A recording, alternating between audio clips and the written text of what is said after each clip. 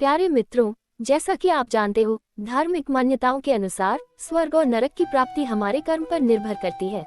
मित्रों, नेक और अच्छे कर्म से व्यक्ति को स्वर्ग नसीब होता है, वहीं बुरे कर्म का नतीजा नरक लोक होता है। मित्रों, कुछ लोगों का मानना है कि स्वर्ग और नरक दोनों धरती पर हैं। जो व्यक्ति धन धान्य संपन्न है और खुशी से अपना जीवन व्यतीत कर रहा है, उसे स्वर्ग की अनुभूति धरती पर ही हो रही है। इसके विपरीत मित्रों, जो लोग पाप करते हैं और धरती पर पीड़ा, दुख, कष्ट भोगते हैं, वही इनके लिए नरक है। लेकिन पौराणिक शास्त्रों में स्वर्ग और नरक के बारे में विस्तार से बताया गया है। प्यारे मित्रों, स्वर्ग और नरक आखिर होता क्या है?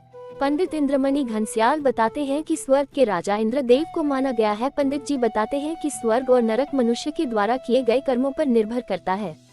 जो मनुष्य कभी कोई पाप नहीं करता है, किसी को शारीरिक और मानसिक हानि नहीं पहुंचाता है, उसे भगवान के चरणों में स्थान मिलता है। और जो मनुष्य अपने जीवन में पुण्य करता है, उसे स्वर्ग की प्राप्ति होती है। वहीं जो मनुष्य अपने जीवन में पाप करता है, लोगों को शारीरिक और मानसिक पीड़ा देता है, उसे नरक की प्राप्ति होती है। नरक में यमदूतों द्वारा बहुत सारी यातनाएं दी जाती हैं। स्वर्ग में अच्छी आत्माओं को पुण्यों का फल भोगने के लिए रखा जाता है। नरक में बुरी आत्माओं को यातनाएं दी जाती हैं। ऐसे व्यक्तियों को भोगना पड़ता है नरक। 18 पुराणों में गरुड़ पुराण के भाग प्रेतखंड में स्वर्ग और नरक के बारे में बताया गया है। जो व्यक्ति हमेशा नेक कार्य करता है, उसे जन्म मरण के बंधनों से मुक्ति मिलती है और 84 लाख योनियों में भटकने के बाद मनुष्य जीवन मिलता है। व्यक्ति के कर्म ही निर्धारित करते हैं कि मरने के बाद उसे स्वर्ग में सुख मिलेगा या नरक में कष्ट। गरुड़ पुराण के अनुसार जो मनुष्य धार्मिक कार्य करता है और दूसरों की सहायता करता है, मंदिर, प्याओ आदि का निर्माण कराता है, वह स्वर्ग के सभी सुख भोगता है। वही जो व्यक्ति ब्रह्म हत्या, गौ हत्या करता है, स्त्रियों पर अत्याचार करता है और दूसरों को शारीरिक और मानसिक पीड़ा पहुंचाता है, वह नरक को प्राप्त होता है। हिंदू धर्म के कई ग्रंथों में परलोक की बड़े विस्तार से व्याख्या की गई है। अनेक ग्रंथों में स्वर्ग और नरक जाने के रास्ते, कर्म आधारित फल और इनके दंडों पर विस्तार से लिखा गया है। ऋग्वेद में कहा गया है कि स्वर्ग तीसरे आकाश में बसा है। ये वो जगह है जहाँ मधु के स्वाद वाली हजारों नहरें बहती हैं। वहीं अथर्ववेद में इस बात का उल्लेख है कि स्वर्ग में घी के हौज, मधु के तालाब, शराब से बहती हुई दूध, दही और पानी से सींचने वाली सब मीठी नहरें और कमल वाली झीलें प्राप्त होती हैं।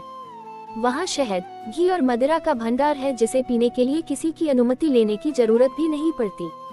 महाभारत के 7वें अध्याय में लिखा है कि स्वर्ग में बुढ़ापा, शोक और थकावट नहीं, न वहाँ कोई भय है। वहाँ गंधर्व और मनोहर अप्सराएं नृत्य, वाद्य, गीतों, नाना प्रकार के हास्य द्वारा मनोरंजन करती हैं। महाभारत के 98वें अध्याय के शांति पर्व में स्वर्ग में अप्सराओं का उल्लेख है, जो युद्ध में मारे गए वीर, जीवन पर्यंत पुण्य करने वाले व्यक्तियों को पति रूप में पाने के लिए उतावली रहती हैं।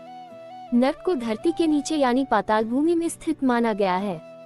मनुस्मृति में कहा गया है कि पापियों और ईश्वर में विश्वास न करने वाले लोगों को पापाग्नि में जलाने के लिए नरक भेजा जाएगा। यहाँ प्रेरी आपको अग्नि में जलाएंगे।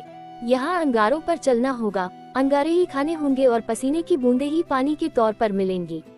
मित्रों, महाभारत में राजा परीक्षित इस संबंध में सुखदेव जी से प्रश्न पूछते हैं, तो वे कहते हैं कि राजन, ये नरक त्रिलोक के भीतर ही है तथा दक्षिण की ओर पृथ्वी से नीचे जल के ऊपर स्थित है। उस लोक में सूर्य के पुत्र पितृराज भगवान यम है, वे अपने सेवकों के सहित रहते हैं तथा भगवान की आज्ञा का उल्लंघन न करते हुए अपने दूतों द्वारा वहां लाए हुए मृत प्राणियों को उनके दुष्कर्मों के अनुसार पाप का फल दंड देते हैं। प्यारे मित्रों, महाभारत के शांति पर्व में शुक्रदेव जी बताते हैं कि यमदूत व्यक्ति के पापों के आधार पर ही उसकी सजा निर्धारित करेंगे। यहाँ आने के बाद व्यक्ति बलहीन, यौवनहीन और बूढ़ा कुरूप हो जाएगा। उसके शरीर में असंख्य कीड़ों का दर्द होगा और वो चाह कर भी कुछ नहीं कर पाएगा। हिंदू धर्म की तरह ईसाई धर्म हालांकि पुनर्जन्म में विश्वास नहीं करता, लेकिन बाइबल में स्वर्ग और नरक का विस्तार पूर्वक उल्लेख है। प्यारे मित्रों, बाइबल में कहा गया है कि जो लोग जीसस और उनकी क्रूसीय मौत में विश्वास करते हैं, वो स्वर्ग यानी पैराडाइज के अधिकारी बनेंगे। और जो लोग जीसस में विश्वास नहीं करते, वो गेहेन्ना यानी नरक की आग में जलेंगे। बाइबल में अध्याय 12 में स्वर्ग को उल्लेखित करते हुए पैराडाइज, सेवन और ऑन जैसे शब्दों का प्रयोग किया गया है। यहाँ कहा गया है कि जो व्यक्ति जीसस में विश्वास रखता है, वह जीसस के साथ ही सशरीर पैराडाइज में पहुँचता है। यहाँ दिव्य आकाश है और फूल फलों से भरे उपवन है।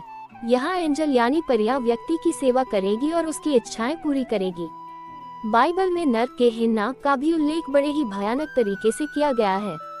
बाइबल के अनुसार यह आग और अंगारों से भरा एक बुरा स्थान है जहां शैतान हमेशा यातना देता रहता है। जीसस में विश्वास न करने वाली आत्माओं को यहाँ शुद्ध किया जाता है।